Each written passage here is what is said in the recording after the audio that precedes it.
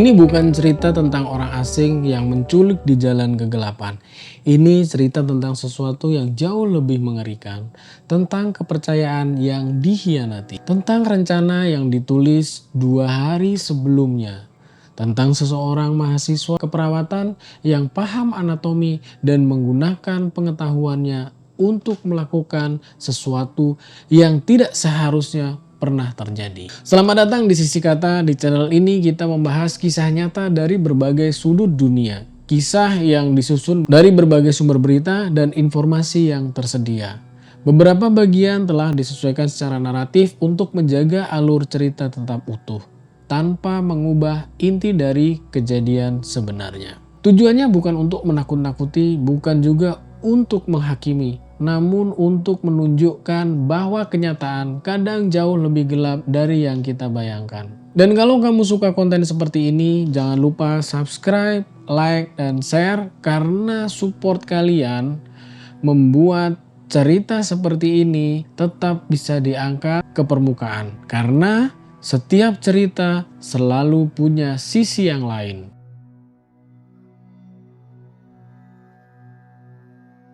Hari ini kita akan membahas kasus Virginia Cruz Paniagua, kasus yang mengguncang Bolivia, yang mengingatkan kita bahwa bahaya terbesar kadang bukan datang dari luar, tetapi dari orang yang paling kita percaya. Cerita ini disampaikan dengan pendekatan naratif dan tidak menampilkan detail visual secara eksplisit demi menghormati si korban. Cerita ini mengandung unsur kekerasan yang mungkin tidak nyaman bagi sebagian orang. Jika kamu merasa tidak siap, kamu boleh skip video ini.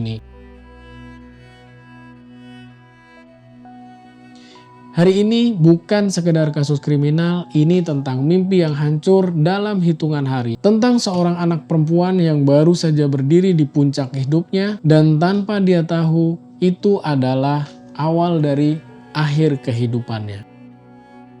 Virginia Cruz Paniagua lahir sebagai anak bungsu dari 4 bersaudara. Sejak kecil dia sudah terlihat berbeda. Bukan hanya pintar dan dia sangat cerdas, juga memiliki jiwa tanggung jawab yang sangat besar. Ayahnya, Ademar Cruz Martinez, bekerja sebagai tukang bangunan.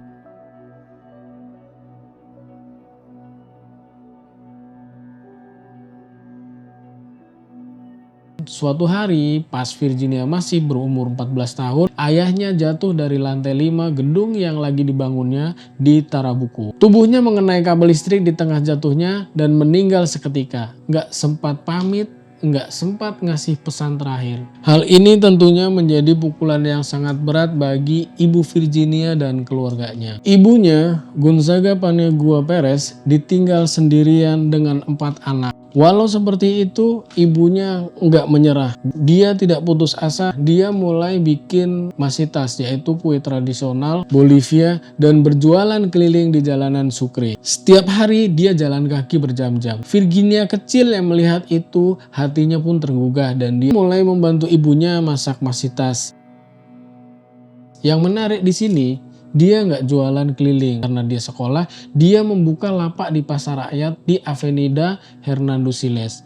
Pagi sebelum berangkat sekolah, dia sudah ada di sana. Dia tersenyum, melayani pelanggan, dan dia sangat bertanggung jawab. Semua orang yang kenal dia ingat, dia anak yang sangat baik. Selain itu, dia juga pintar. Matematika merupakan pelajaran yang dia sangat kuasai. Sampai-sampai gurunya meminta dia untuk membantu mengajar teman-temannya, dan di sini dia mendapatkan bayaran atas kerja keras itu. Sejak kelas 3 SMP dia udah punya target. Aku harus jadi yang terbaik. Bukan hanya soal harga diri, tetapi di Bolivia siswa terbaik dia akan langsung mendapatkan kursi di universitas negeri. Nggak perlu ikut ujian, nggak perlu bersaing dengan ribuan orang, dan ada juga insentif atau beasiswa yang diberikan oleh pemerintah Bolivia itu sebesar $144, kalau dikuruskan mungkin sekitar 2 juta rupiah. Dengan uang sebesar itu, ini tentunya sudah cukup untuk membiayai pendidikan Virginia dan menambah uang untuk penghidupan keluarganya.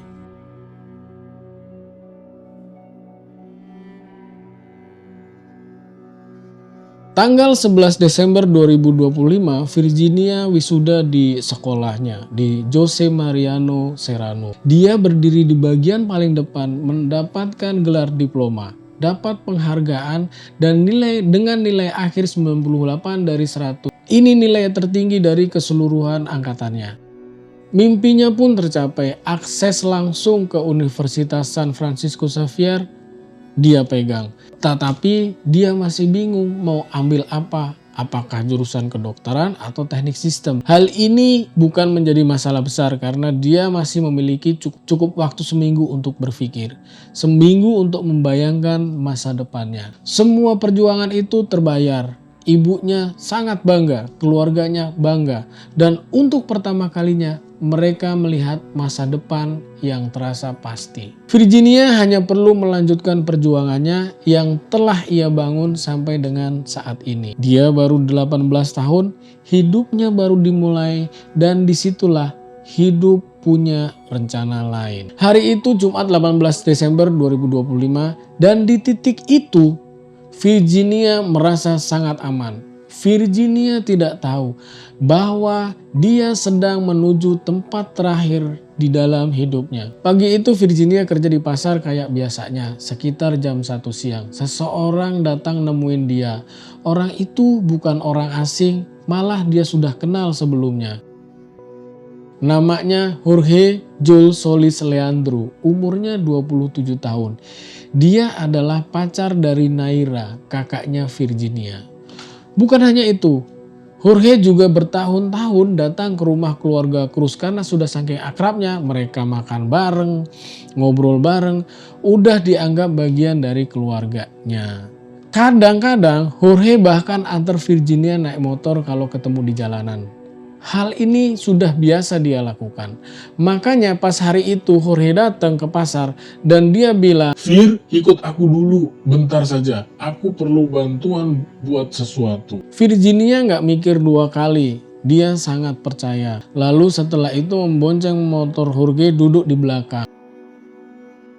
Kamera keamanan merekam itu. Jam 13.57 setelah selesai membeli sesuatu yang akan diberikan kepada Naira, bukannya langsung balik ke pasar atau mengantar balik si Virginia pulang ke rumahnya, Jorge malah berpura-pura mengajak Virginia untuk singgah sebentar di rumah Jorge. Dia berdalih masih ada barang yang ketinggalan yang harus juga ia ambil. Di sini Virginia tidak merasa ada yang janggal dan dia menyanggupi semua itu. Dan mereka berdua pun menuju ke rumah Jorge. Dari rekaman CCTV komplek, Virginia terlihat masuk ke rumah Jorge di Villa Harmonia. Kita mungkin tidak akan pernah tahu apa yang benar-benar terjadi di dalam kamar itu. Tapi dari bukti forensik, gambaran itu mulai terbentuk. Ada indikasi bahwa sesuatu terjadi tanpa persetujuan korban. Lalu situasinya berubah menjadi hal yang sangat fatal. Virginia kehilangan nyawanya akibat kekerasan fisik. Dia sempat berusaha melawan, tapi itu tidak cukup. Kejadian itu tidak berhenti di sana. Saat polisi mulai menyelidiki satu persatu potongan, mulai terungkap dari lokasi, dari barang bukti, sampai ke dalam rumah si pelaku. Dan disinilah mereka menemukan sesuatu, sebuah catatan secari kertas. Tapi semuanya tidak berhenti di situ. Pelaku melakukan tindakan yang sangat tidak manusiawi terhadap si tubuh korban. Sebagian dari korban disimpan dalam sebuah wadah dengan tujuan yang sampai sekarang masih menjadi pertanyaan. Penyelidik menduga itu dilakukan untuk menyimpan sesuatu yang seharusnya tidak pernah dilakukan seperti itu.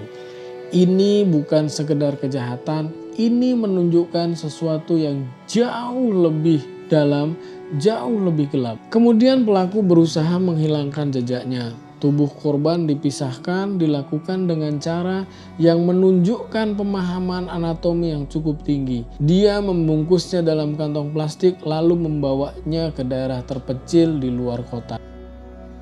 Namun rencana itu tidak berjalan sempurna. Beberapa bagian ditemukan oleh warga keesokan harinya. Dan dari situlah semuanya mulai terungkap. Dari hasil pengembangan penyelidikan polisi di rumah Jorge, mereka menemukan sejumlah barang bukti seperti alat tulis yang digunakan, barang milik korban, catatan, rencana, dan bukti lain yang mengarah kuat ke pelaku. Dengan bukti-bukti yang ada, akhirnya polisi menangkap si Jorge. Pada saat dilakukan interogasi, Jorge mencoba memberikan berbagai penjelasan. Namun keterangan yang dia sampaikan itu tidak pernah konsisten. Bukti yang ditemukan terlalu kuat. Jaksa menyebut kemungkinan adanya dorongan gelap yang sudah lama terpendam dan akhirnya dilampiaskan pada korban yang paling dekat dengannya.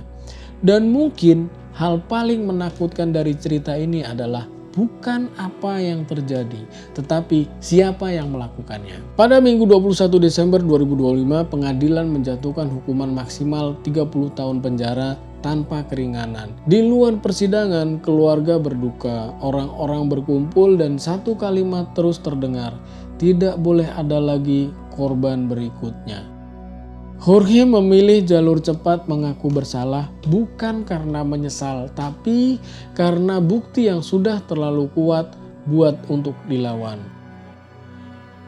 Satu catatan penting bahwa kasus Virginia adalah feminisida kedua di Chuquisaca tahun 2025 dan di seluruh Bolivia tahun itu. Tercatat 78 perempuan kehilangan nyawanya karena gender mereka.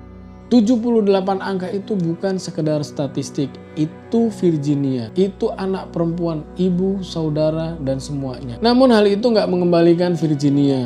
Walaupun proses pengadilan sudah dilakukan, kemudian vonis hukum sudah dijatuhkan kepada si Jorge, namun hal itu tidak akan mengembalikan Virginia. Gak akan mengembalikan senyumnya di pasar setiap pagi, gak akan mengembalikan mimpinya jadi dokter atau insinyur, dan gak akan mengembalikan anak bungsu dari 4 bersaudara yang setiap hari jualan masitas buat bantu ibunya. Yang tersisa hanya satu pertanyaan yang sampai sekarang gak pernah terjawab. Kenapa? Bukan karena dia jahat, bukan karena dia musuhan, bukan karena dia salah. Tapi karena seseorang telah memutuskan 2 hari sebelumnya. Dengan dingin, dengan penuh perhitungan. Bahwa hari itu adalah hari terakhirnya dan dia tidak pernah pulang. Semoga dia mendapatkan tempat terbaik di sisinya dan semoga tidak ada lagi cerita seperti ini terjadi lagi. Sisi kata, sampai jumpa di sisi lain karena setiap cerita selalu punya sisi yang lain.